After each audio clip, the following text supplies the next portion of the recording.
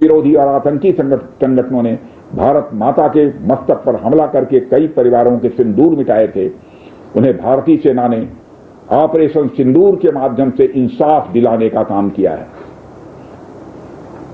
और इसके लिए आज सारा देश भारतीय सेनाओं का अभिनंदन कर रहा है।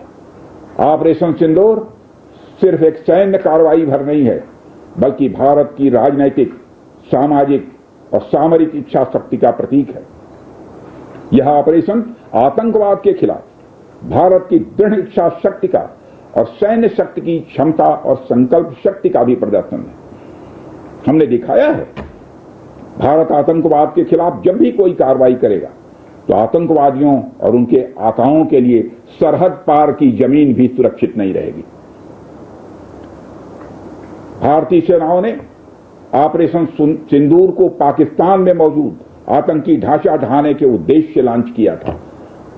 हमने उनके आम नागरिकों को कभी निशाना नहीं बनाया था, मगर पाकिस्तान ने न केवल भारत के नागरिक इलाकों को निशाना बनाया, बल्कि मंदिर, गुरुद्वारा, गिरजाघर पर भी हमले करने का प्रयास किया। भारतीय सेना ने शौर्य और पराक्रम के साथ साथ संयम का भी परिचय देते हुए पाकिस्तान के अन्य ठिकानों पर भी प्रहार करके करारा जवाब दिया है।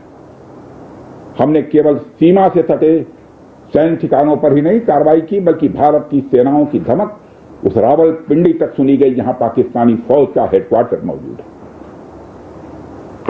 मित्रों, भारत में आतंकवादी घटनाएं करने और कराने का क्या अंजाम होता है, यह पूरे विश्व ने उरी की घटना के बाद देखा, जब हमारी सेना ने पाकिस्तान में घुसकर सर्जिकल स्ट्राइक की।